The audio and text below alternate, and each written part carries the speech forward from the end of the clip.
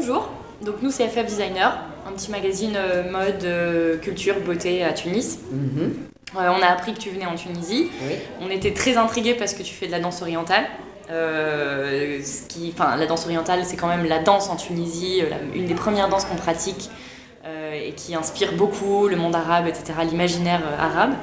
Donc on a voulu savoir ce que tu pouvais venir nous apporter en Tunisie aujourd'hui. Oui, c'est intéressant quand tu dis c'est de la danse orientale, la danse arabe.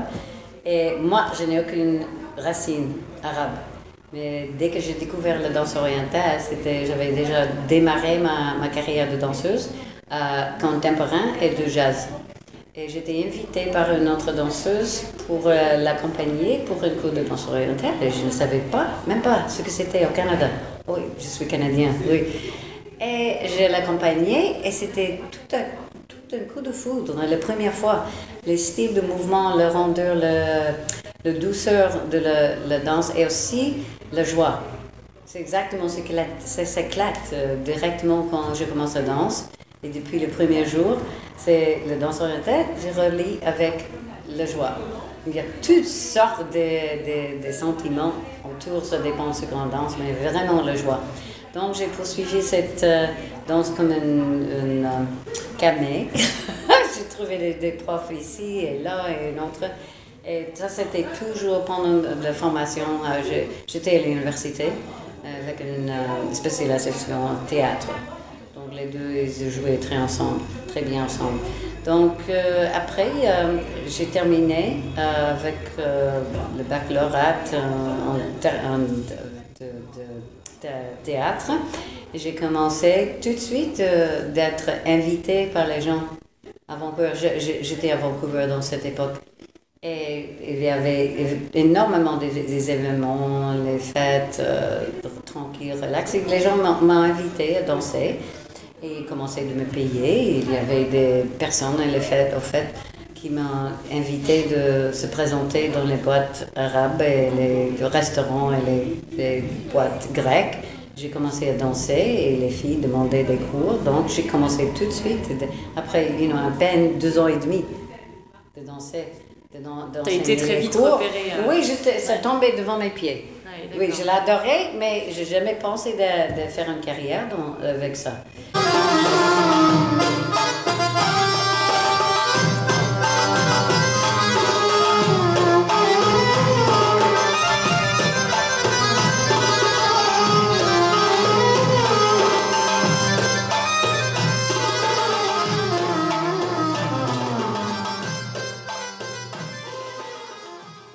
Et puis après, le fin d'août, en lieu de rentrer pour faire mon maîtrise, j'ai décidé pourquoi pas. Je ne suis pas pressée, je suis jeune, tout déroule très bien. Donc j'ai poursuivi la carrière qui m'a menée à 27 ans. J'ai fait que ça. 27 ans et j'ai voyagé le monde entier. Oui, tu as voyagé en Égypte, tu es montée sur les scènes au Maroc, Égypte, en Tunisie. Maroc, Tunisie, Syrie et aussi j'ai découvert qu'il y avait des très bons musiciens en Europe, donc j'ai décidé que c'était beaucoup plus facile pour moi de rester là-bas et enseigner aussi en même temps. Et c'était juste comme ça, c'est déroulé. Éventuellement, j'ai pensé peut-être c'est le temps que je cherche une autre carrière, donc j'ai été attirée très fortement par la massothérapie. Et en même temps, voilà, tu as fait une carrière de massothérapie. Oui, après. Massage, thérapie et kinésithérapie aussi. Oui, quel lien tu fais entre notre la formation danse et à Vancouver, c'est hors de normal. C'est vraiment intensif. Et moi, on apprend toutes sortes de techniques ostéopathiques. Oui. Oui, pas seulement kinésithérapie, mais c'est vraiment vaste et intensif. Mais j'avais une super bonne prof qui était physiothérapeute, qu'on appelle kinésithérapeute ici. Et tu trouves qu'il y a des liens entre la danse orientale et ce métier? Incroyable, ce que j'ai découvert du corps humain. Parce que j'ai dansé avec mon corps. Et pour la danse comme jazz, ballet classique, africain, c'est très facile à suivre. Juste avec le regard, avec les yeux. Parce que tu vois les mouvements grands, et vastes et clairs, mais la danse orientale, c'est très subtil. Et un tout petit changement change complètement les musculatures, l'usage du corps, et ça change l'énergie aussi. Et donc, c'était comme pendant d'apprendre les physiologies, la kinésiologie, l'anatomie, la neurologie, c'était fascinant, myologie. Et après, j'ai dit, mon Dieu, c'est ça, c'est le muscle-là que je ne connaissais pas, que j'avais. C'est fait tout le mouvement des hanches. Et c'était comme une célébration, tous les 2 semaines, de découvrir une autre chose. Et c'était vraiment, vraiment intéressant. Et j'ai complètement transformé ma manière d'enseigner la danse orientale. Parce que c'était complètement différent que ce que j'étais enseigné. D'accord. Oui. Tu as réadapté ton propre enseignement sur des nouveaux élèves et la nouvelle génération. Voilà, complètement différent de mon approche. Et c'était tout ce que j'ai gagné de mes études de thérapie. Et je continue, je suis toujours thérapeute.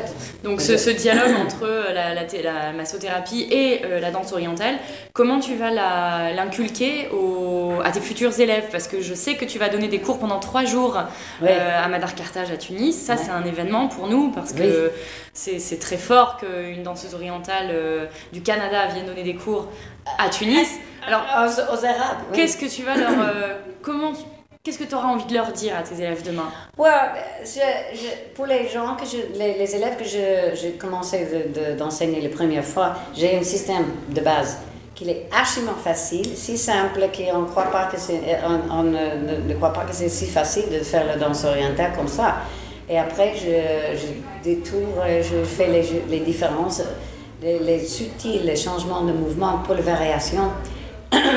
Et je suis quelqu'un qui est vraiment visé sur l'improvisation. L'interprétation de musique avec une bonne chorégraphie, c'est super et c'est super bon pour les groupes.